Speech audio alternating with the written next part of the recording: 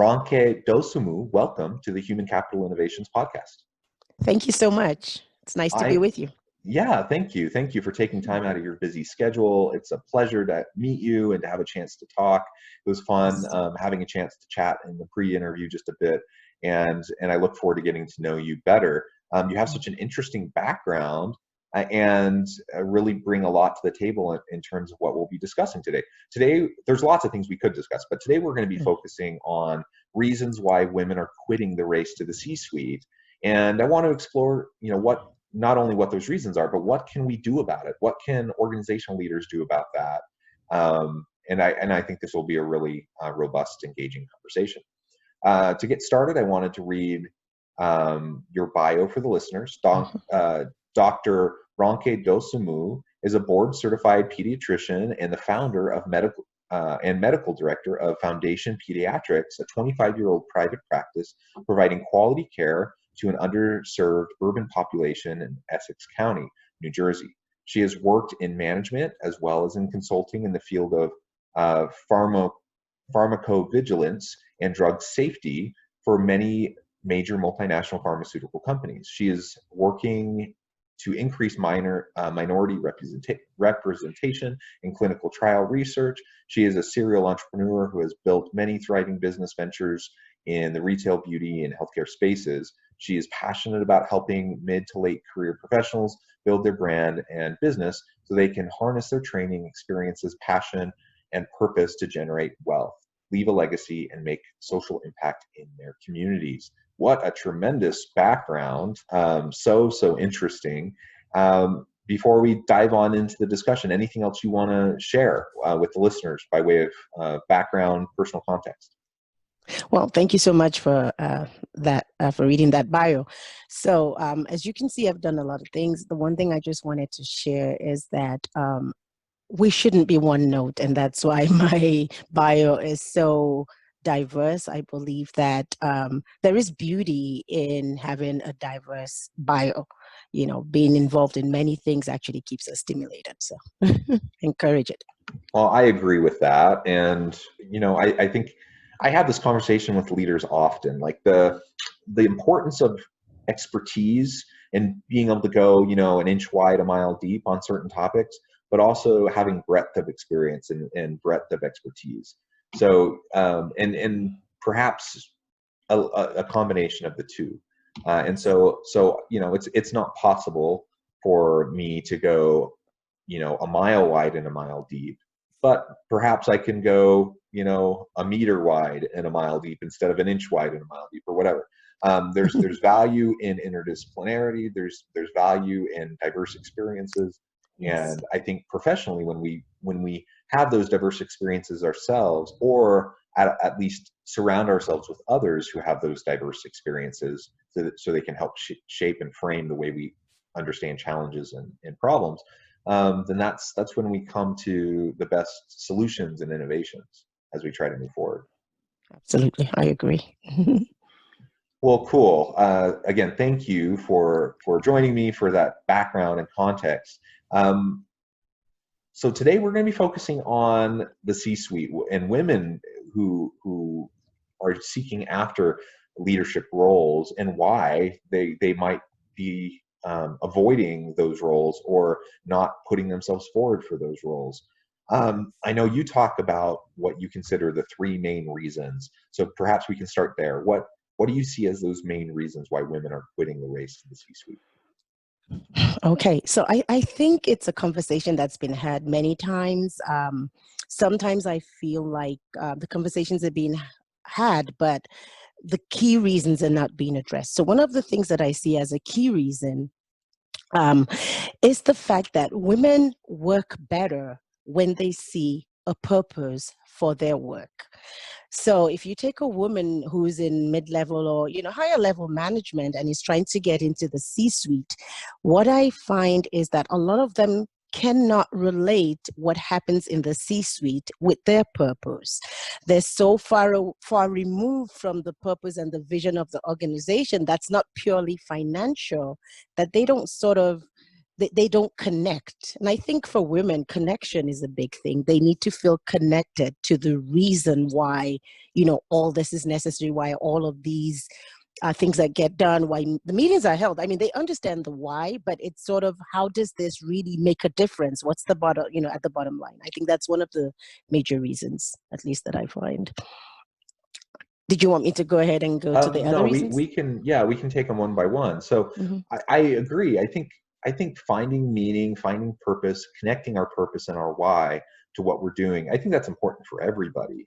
Um, I think everyone is happier, more fulfilled, and more productive and successful when they're doing things that they're passionate about, when they have meaning and purpose at work, and when there's a congruence and alignment between what they, the meaning and purpose they seek, and the work that they're doing. So it doesn't surprise me to hear you say that often women feel like there's a disconnect. I think a lot of people feel that way. So I'm curious, what is it about women that perhaps make them more likely to have that disconnect? It sounds like that's what you're suggesting. Right. So I think the reason why it's more likely to happen in women is that women are more relational, and they sort of are more purpose driven. They're not so driven by as much as men, driven by numbers and the financial bottom line, as to, am I actually making a difference?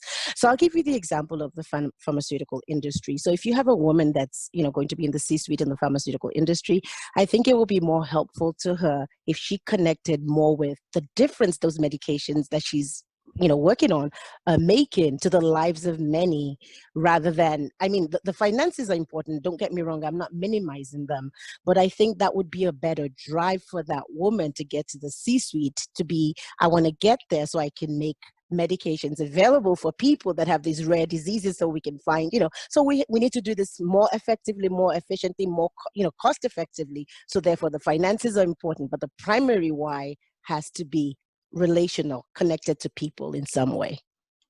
Yeah, well, that's a really great insight. Mhm. Okay, so what do you see the next reason being? So apart from, I think the next reason is that the rate at which women drop out is related to the fact of is related to the fact that they have a lot of family responsibility, and this is something that has been addressed also in the past with women. The age at which they get higher up there into close to the C-suite is the same age where they have increased family obligations in terms of taking care of children and taking care of elderly parents. This tends to disproportionately fall on women rather than men. So at this age, it becomes a very difficult time for them to balance all of this, to balance the care of kids, the care of parents, the care of extended family that they have responsibility for, while at the same time climbing this corporate ladder where they're expected to work very long hours.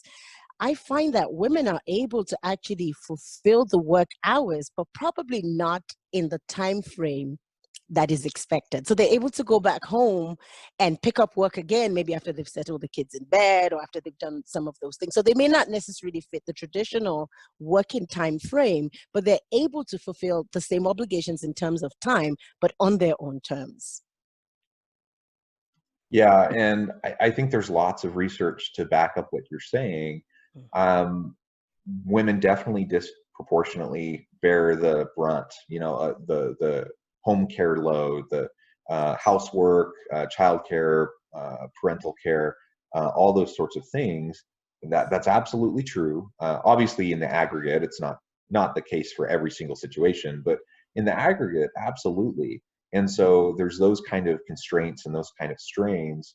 And it's interesting to me, um, how often company culture towards, like, putting in face time, being present, being at the job, in the office, during a certain period of time, how important that is to a lot of people, and how disproportionately negatively that impacts, you know, women or others, who might be doing more of that family care type of stuff.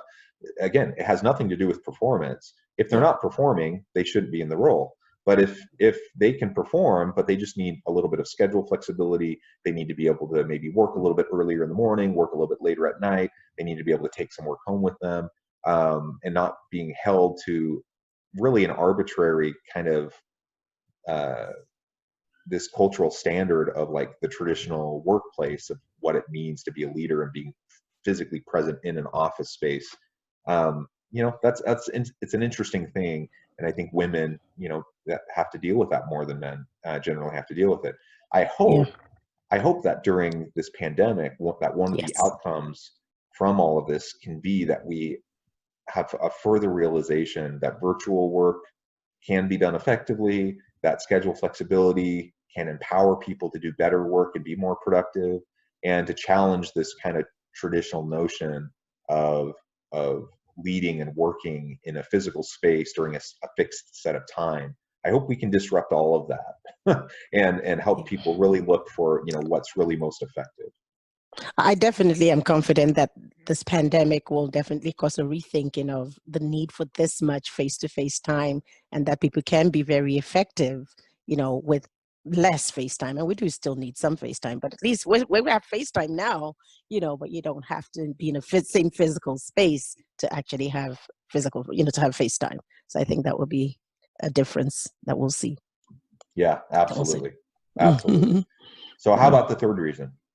So the third reason that I find, and this is especially common to women at middle age, is they start to feel like, what legacy do I leave after I'm gone? I think women, the older they get, probably men do too, but I think more women start to feel, what happens when I'm retired? Or what do I do after I'm 65 and I leave this job? What becomes of me?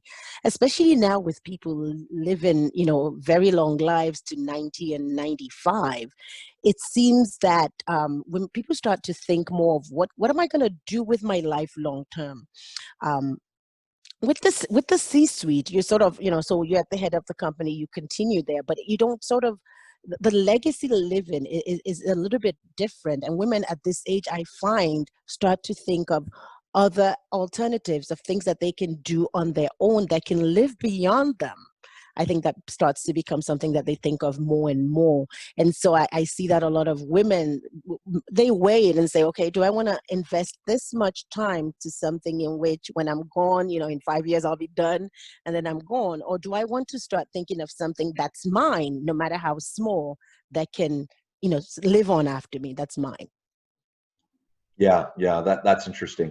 Legacy, I think, is important for everyone. But again, you're suggesting that perhaps for females in the aggregate, that's a little bit more of an important driver, and so we have to consider that. And so one of the questions I guess I have in response to this is, okay, so why is this even a big deal? Like, why are we discussing it? Why does it matter if women want to, you know, uh, do their own thing? They want to go start their own business. They want to do it, run a nonprofit. They want to do something that provides meaning and purpose for them, that will provide a legacy, and that doesn't mean C-suite leadership for them. Then why is that a problem? What would be your response to someone who kind of poses that question? So I think it's a problem and it's not a problem. So it's a problem because if you have a company that sells a product and half of its customers are female, you're going to lose the perspective in the C-suite of those customers because you don't have people that think like them, that are contributing to the ideas that need to be implemented. So in that way, it's a problem. I think that even when we address that, I think I don't believe there will come a time when we will have totally equal representation, just because of the nature of women and what their preferences are, and also because of the nature of the struggle to get to the C-suite. It's very, very, very narrow at the top. And the things that you need to do to get in there sometimes are very aggressive, which for the most part, a lot of women do not want to do that. There's a lot, there are a lot of limitations. The narrower it gets, very few and fewer people will make it. And I find that fewer women are interested in going all the way to do what it takes. They would just rather drop out. So for some, like I said, it's a problem because of the lack of representation, but some of it is not a problem. It's just the way women are and the things that they will prefer. So what I would suggest for companies is it might be a time to start actually polling your women. If you have people that you think are eligible for the C-suite, but you think that they're not really interested in going for it, they might make your next people that you could you could help them fulfill their vision of an alternate business where they run, and they could become your vendor, they could become suppliers to you. They already know your process. You can outsource to them. And that way you still have them as useful, not necessarily they're not your employees, but they're useful allies. You collaborate with them. And I think that's something else that needs to be looked into. Yeah, yeah, interesting. Well, and I think of that question in a couple ways. I think on the micro level, any individual, any family, as they're trying to weigh, what they want for their own life, that absolutely, I think everyone should do in what they feel is congruent with their values, and they should make a choice that fits with them and that's authentic to who they are. And so if a woman decides that she wants to do something else and not continue on the path towards a C-suite on an individual level, I think, yeah, great. Do what brings you joy. On the aggregate, though, it's a huge problem. because we have such the representation of women on boards of directors, as CEOs in C-suite positions is abysmal.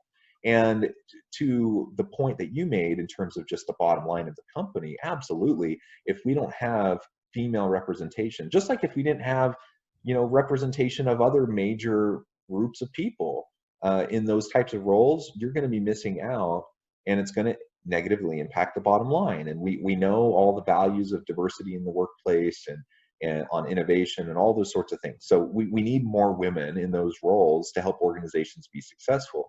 But just from an equity standpoint, it's also, we want to find ways to take away the systemic barriers to people seeking out those roles who would be amazing at those roles. And you mentioned some of the, sometimes women just, their preferences pull them away and they end up doing something different. Well, part of what I wonder is, I have to admit, my attitude would be much the same. I have zero desire to try to work my way up the chain of command and become a CEO or a senior vice president in a major corporation. I have zero desire for that. And so I think of why wouldn't I ever want that? Why would that be my preference? And part of it is just all the ridiculous hurdles and systemic barriers that are in place that don't need to be there, but they're just there because that's the way it's always been, and because it's a world run by men. And so, part of what I wonder is, how can we start to break down those unnecessary barriers? Some of it's inevitable. Like you said, it's a funnel. So the higher up you go, the fewer positions there are and the harder it gets. I get that. But there are also barriers that can be removed that aren't necessary, that actually negatively impact an organization. They don't help the organization. And especially if they're unnecessarily screening out a whole group or multiple groups of people that won't even apply for a position because they don't want to have to deal with those obstacles, those barriers that they recognize just are a distraction. That, not why they would want to be doing the job. So yeah, I think there's a lot organizations can be doing and should be doing to try to think carefully about this issue, to be more inclusive, have more diversity, not just gender diversity, but racial, ethnic diversity, all sorts of different forms of cognitive diversity. Like we need to embrace that. And certainly for women, we would, as a society, I fully believe that we would be doing better with greater female representation and leadership roles in organizations. So what do you think? What are some things that organizations can do, that leaders can do, to break down the systemic barriers and encourage and support more women to take on these roles? So yeah, that's a great question. So I believe that the C-suite differently from the boardroom. I think that women in boardrooms should be happening more now, because that's not something really that requires that you climb this ladder, or those women should be appointed now. And I think that if it starts from the boardroom, it'll trickle down to the C-suite. I think right now it's being looked at the other way, like, you know, when women get to the C-suite, then they can come on boards. But I think if it was done in reverse, you appoint women who have other businesses, maybe not necessarily in um, in these bigger companies with C-suite experience, but women that have other experiences into the boardroom. They bring the perspective, a different perspective to the boardroom. I think if that started to happen, the board starts to think differently. The C-suite will start to think differently. And I think approaching it that way might be easier or might work better than trying to approach it the other way right now through, you know, the C-suite first. So I think boardroom first and then C-suite. That's one way that I think that could work. The other thing that I think should happen is people should be assessed more on performance than on number of hours that are put in. So if I'm able to get the work done in 10 hours, I should get the job, not the person that spends 16 hours but does less. So the way we assess value or performance needs to fundamentally change. And also, I think putting more emphasis on soft skills will also help women, because women have more soft skills than they have hard skills. This is generalization, of course, and men seem to be better on the hard skills. So I think putting, you know, more emphasis on soft skills will also help develop more women leadership. Those are the two things I can think of. Yeah, I mean, great tips, and I agree about the boardroom. By the way, I think there really is no reason, no good excuse to have such horrible representation in boards. And so that needs to be fixed. That can be fixed. That's a pretty easy fix, frankly. And once you do that, then the trickle down effect can be tremendous. And it provides examples, right? It gives other women in the organization who perhaps are earlier in their careers, they're at lower levels, but they could see these powerful, successful women on their board, and it gives them an example of what they could strive for, and how they can see how that person finds meaning and purpose in their work, and then they can start to shape their career around those similar types of efforts. So I think that's so easy to do right away if we just make that our intention, right? If chairs of boards will just make that a priority, then we can change that culture pretty quickly, which can then have lots of shifts in other culture downstream in the organization. Absolutely.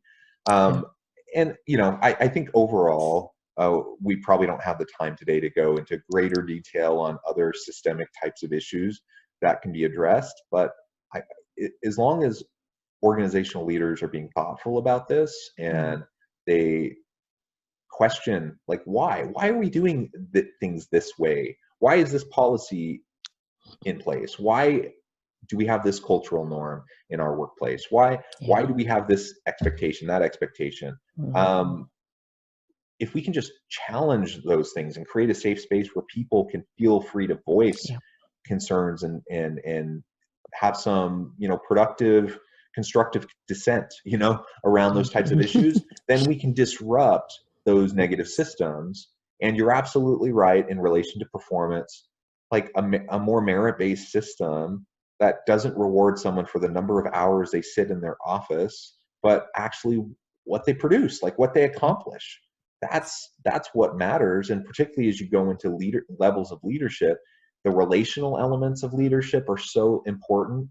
And again, gross overgeneralizations here, but generally speaking, women have a lot of really great relational talents and skills. And you know, man, there's a lot that comes to helping an organization be successful through teams. As a leader, as you build and develop those sustainable relationships of trust and open communication over time. And so rewarding women and anyone for better performance, not tied to the hours that they spend, not tied to the face time that they spend in the office, because that's going to negatively disproportionately hurt women and Yeah. others who have those home care types of issues like we already Yeah. discussed. Yeah. Well, it has been a real pleasure talking with you. The time has flown and we're Wow. about out of time. But before we close today, I wanted to give you the last word and just give you a chance to share with listeners how they can get connected, find out more about what you're doing, and reach out, if they need your help. Great. So you can reach me. My website is mavenceo.com or info@mavenceo.com would also be the email address. And I'm here to help you. If you're thinking of moving the ladder from the C-suite to the business suite, or if you're thinking of a way of negotiating yourself and establishing your brand, even in your company, so that you can have a better experience as an employee, I'm here to help. And I look forward to hearing from you. Excellent. Thank you. Well, it has been a real pleasure. I really hope that perhaps we can have a chance to talk again soon. And I hope listeners will reach out, get connected, find out what you can do for them. And I hope everyone stays healthy and safe, that everyone can continue to find meaning and purpose at work each and every week. And I hope everyone has a great, wonderful week. Thank you. Thank you.